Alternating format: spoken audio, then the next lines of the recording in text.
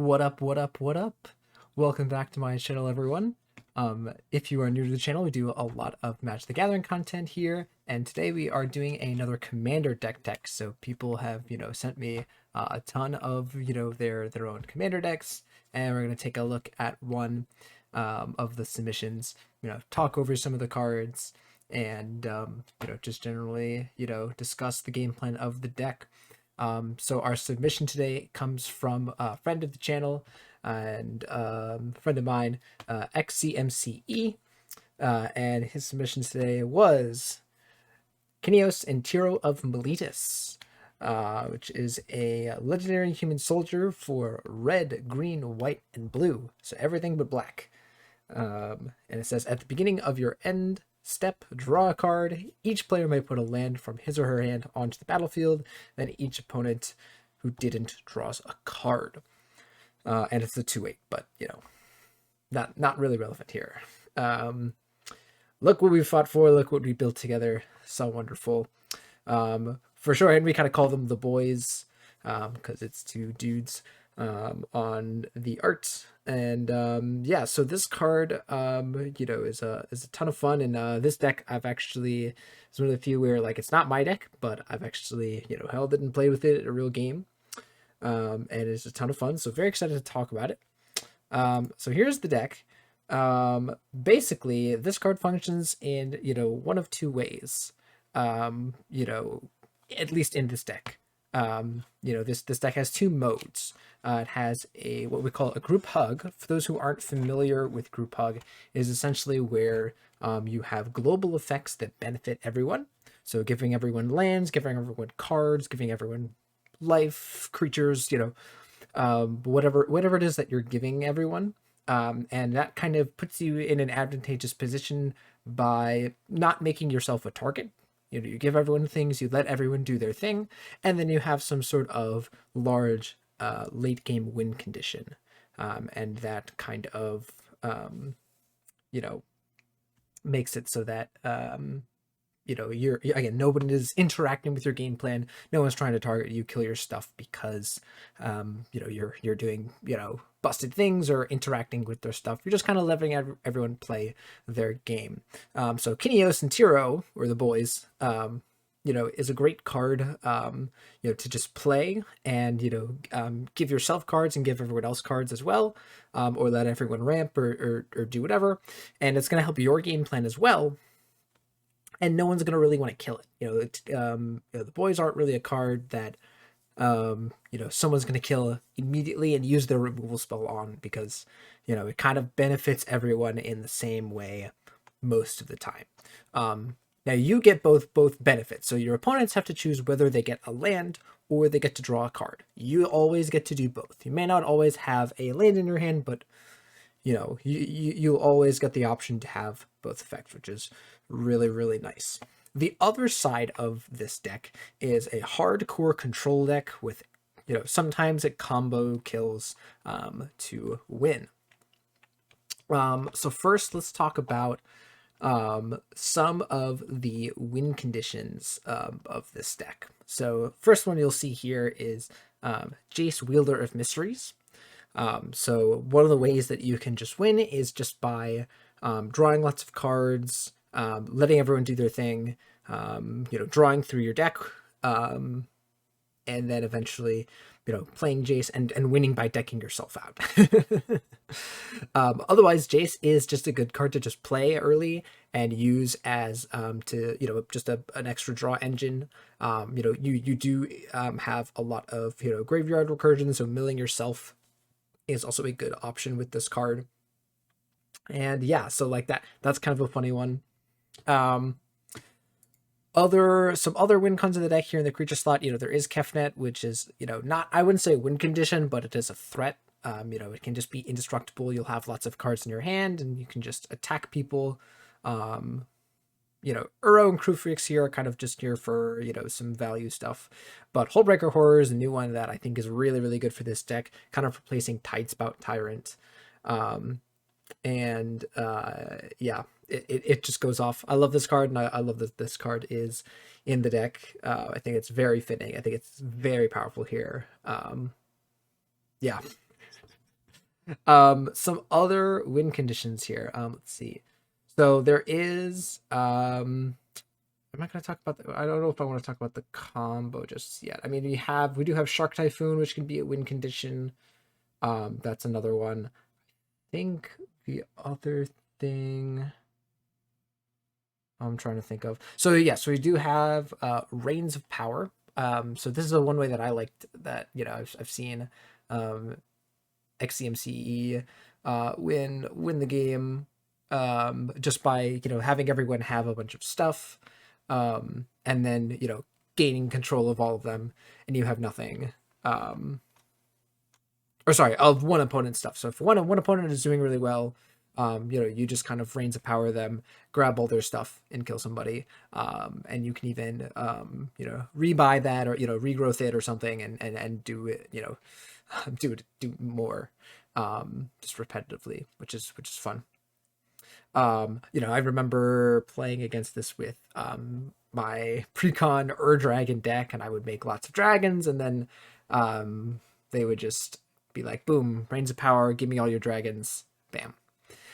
So yeah, definitely another way that this deck can win the game. The other way that I think this deck wins the most is through the infinite combo, or infinite loop, I should say, which is, you have Seasons Pass, which can rebuy any number of cards with different costs from your graveyard to your hand, and then you put the card on the bottom. So what I do with this is, I use Time Warp, as well as Mystical Tutor. It can also be... Isn't there another tutor in the deck? There might not be. It might just be Mystical Tutor. Yeah, there's no other tutor in the deck. It's just Enlightened Tutor and Mystical Tutor. Which is okay. So yeah, you Mystical Tutor, put Time Warp on top of your deck. Or sorry, put Seasons Pass on top of your deck, excuse me. Time Warp, take an extra turn. And then, so Time Warp and Mystical Tutor in your graveyard. You draw Seasons Pass, you cast it, you get your Time Warp and your Mystical Tutor, and you repeat those effects. And you could even go even more with regrowthing the Time Warp and such, and doing even more stuff with that.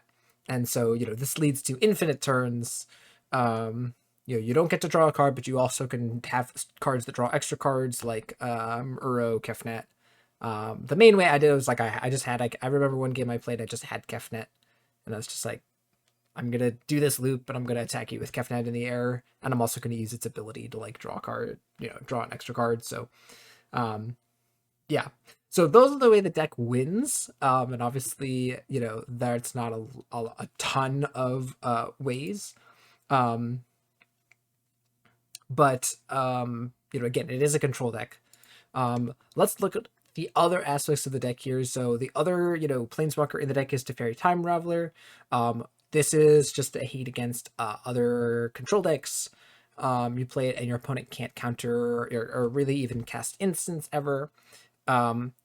There are some things with bouncing that can be nice against other people's decks, but again, it's mostly there. And also the plus ability is actually really good in this deck. Getting to cast sorceries at instant speed, things like Supreme Verdict or something like that can be very powerful. So yeah, so not a lot of Planeswalkers in the deck, obviously, as I think most decks, don't have a ton. So we got Veteran Explorer here, which is a good group hug card. If it dies, everyone gets 2 basic lands. You just get to play it and make a deal with somebody to kill it. Everybody gets mana, you get mana, everyone's happy. And this deck, I think it uses it not the best, but it you do want it in your deck, because again, this deck really wants a lot of mana. So mana is good. Got Uro and Krufix, as I mentioned. Krufix can be really powerful, giving you both no maximum hand size and also making it so that your mana turns into colorless mana, which can be really useful for this deck. And then let's go over some of the main group hug aspects of the deck. So you have Collective Voyage and Tempt with Discovery, which both work to, give everyone lots of mana. Again, but you are a deck that is way more adept at using all of this mana, especially in the late game. So, it might seem like it's a symmetrical effect, but your deck is more equipped to use those cards. All right. So the other cards we've got here, we've got Prismatic Ending as removal. There's a couple of effects like Wildest Dreams. We talked about Regrowth and Ball Again Recovery, as well as Seeds of Renewal that are regrowth effects that are used to just rebuy counterspells, rebuy Wraths, rebuy Cyclonic Rift or something like that, to just continuously control the game, and rebuy your best cards for the situation. You've got Expressive Iteration as card advantage, Life of the Loam. There are a lot of fetch lands, and there are also a couple strip mine effects in this deck. So this effect can be really good. I know xzmce has waffled over this card's inclusion. I think when I played it, it was pretty good. I didn't dredge it too much, but just drawing it and then casting it and getting some lands back was like pretty good. And then I kind of knew that it was there if I needed it. But this isn't like the best Life of the Loam deck. Let's just say that this isn't the best Life of the Loam deck, but it's definitely a good card to have around in case you need it. Shadow Skull Smashing as removal. We've got some self-ramp with Cultivate, and there's also, I think that was all of the big ramp. There's also, obviously Soul Ring and Arcane for ramp as well over there. So we talked about Supreme Verdict, we talked about Time Warp. Seagate Restoration is another great one, drawing lots of cards. Blast Act is pretty self-explanatory, I think. And then we've got instance here, we've got a ton of card draw effects as well as some counter spells and other interaction pieces. So we got Brainstorm, Enlightened Tutor, Mystical Tutor, as we talked about. We've got some good 1-mana interaction with Path to Exile, Swan Song, and Swords to Plowshares. Excuse me. We've got some of the best interaction in 2-mana counterspells like Arcane Denial and Delay. Delay working really well with Teferi Time Raveler. If you don't know how this interaction works, Suspend works, says, that you, during your upkeep, you remove a counter, and then if you don't have any more time counters on it, you get to cast the card. Teferi says you don't, because you can only cast cards anytime you can cast a sorcery, and you can't cast a sorcery in your upkeep. So yeah, you just don't get to counter the card, or you just don't get to cast the card. Let's see. So Cyclonic Rift we talked about. I love the addition of Galvanic Iteration. I love this card. Just getting to copy a removal spell, copy some kind of draw effect, copying Time Warp, and then just being a card to flashback from your graveyard. So as I said, if you mill it with Jace, or you want to get extra copies off of it, very powerful card, and I like the addition. Growth Spiral as good card draw and ramp. We talked about Mana Drain. All these cards are pretty standard. Unexpectedly Absent, Archmage's Charm, then these are just good removal pieces. Some more counter spells. Sphinx's Revelation as a great card draw, as well as gaining you lots of life, which a lot of people underestimate. If people recognize that you're a threat and start attacking you, Sphinx's Rev can do both, get you some more interaction pieces as well as buy you some time. Teferi's Protection, Cryptic Command as, kind of good board interaction pieces. Cryptic Command also being a good counter spell. We've got some good 2-mana card draw, or 2-card card draw, I should say, or 4-mana draw 2s in Factor Fiction, Memory Deluge. I know Factor Fiction isn't 4-mana draw 2 on face value, but I treat this card as 4-mana draw 2, since on average you're going to be drawing 2.5 cards from it. Since if you have 5 cards that are split into roughly even piles, you're going to have a 2 pile and a 3 pile, or you're going to have, and typically the 3 pile is going to have 1 bad card in it. So I treat it as you draw 2.5 cards. If people are playing well, that is. And let's see. We've got Force of Vigor for destroying artifacts. Force of Will and Spell Swindle is more counter spells. Expansion Explosion is another Supreme Sphinx's Revelation, type effect. Same thing with kind of Dig Through Time, where it can just draw you lots of cards. And then we've got Nexus of Fate as another time warp effect. Can kind of work like with Seasons Past and Mystical Tutor, but not to the same extent, but can just kind of sometimes just be like, hey, I take an extra turn.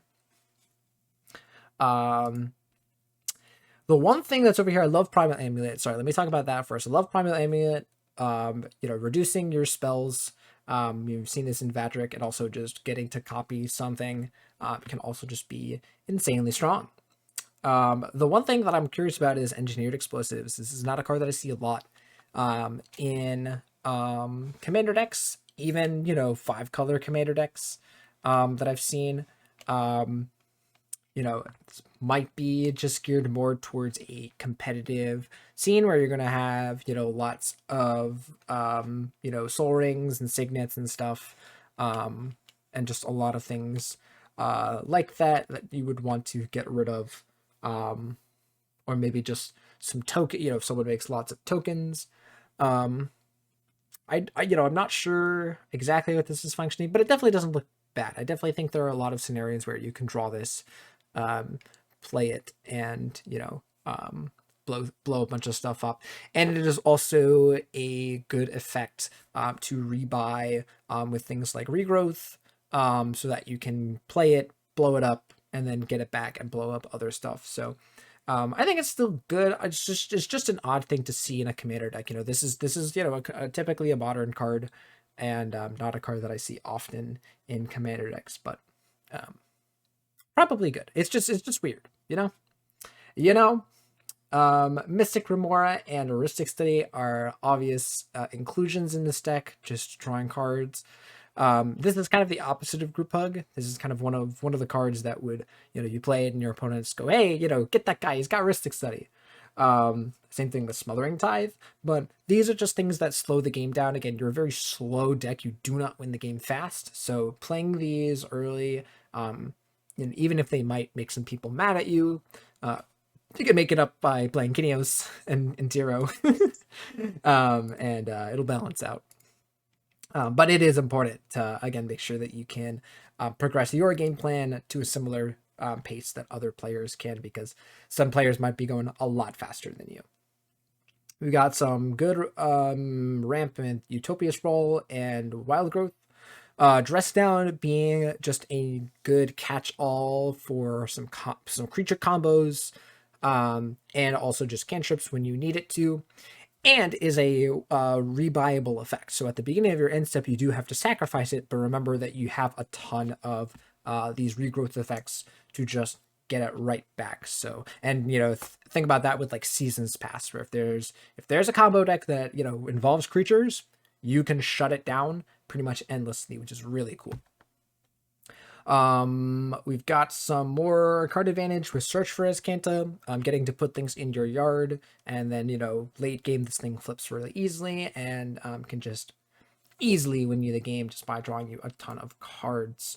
Wilderness Reclamation can kind of help with that, untapping Search for Azcanta, and this just makes a ton of mana. You use your cards on your turn to do a bunch of stuff, then you untap them, or you can even in your end step cast a gigantic instance. Let's say you have 10 lands. It's actually 20 mana to use for something like Sphinx's Revelation. So that kind of interaction is really, really cool. If you don't understand how that works, basically in response to the trigger, you would tap all of your lands, float the mana, let the trigger resolve, untap all of your lands, and then tap your lands again to cast a spell. And you have to do that in the same phase. Remember, mana is going to get removed once the turn shifts, and then the last thing in the spell slot here is Swarm Intelligence. Just doubles up spells. It's this is not like Thousand Year Storm or anything like that. We're not trying to do stuff like that. We're just trying to get some extra value off of our spells. Playing this and casting our time warps, obviously, but also just for things like Growth Spiral, and Archmage's Charms and things like that, Beast Within, just getting to, get 2 Memory Deluges. Actually, that doesn't work. Never mind. But get 2 Nexus of Fate, get 2 Dig Through Times, all sorts of stuff. Like that. 2 regrowths. You get Swarm Intelligence off, and you start rebuying your stuff, and it can just kind of go off from there. Yeah. As for the lands, let me see if I can get them in frame here. There's not a ton of stuff that's particularly, there's a lot of, nice cards here. One of the cool ones is Calciform Pools, which if you're not doing anything early, you can kind of, you put charge counters on it, and can make a lot of mana later. Field of the Dead, as we've seen, is just good in lots of commander decks, making zombies, and in this deck, it can, buy you a lot of time. Holy crap, $25. Holy moly. Some fetch lands here, some cycling lands. There's also a single Mystic Sanctuary. I don't want to say single. There is a Mystic Sanctuary in the deck to help, rebuy some spells. Again, it's a majority blue deck, lots of counter spells, and lots of interaction pieces. So, if you're ever in need of something, you can use something like a Misty Rainforest to, if you've got the 3 islands, you grab this and you rebuy a bunch of spells. Got a Reliquary Tower for, if you're drawing lots of cards.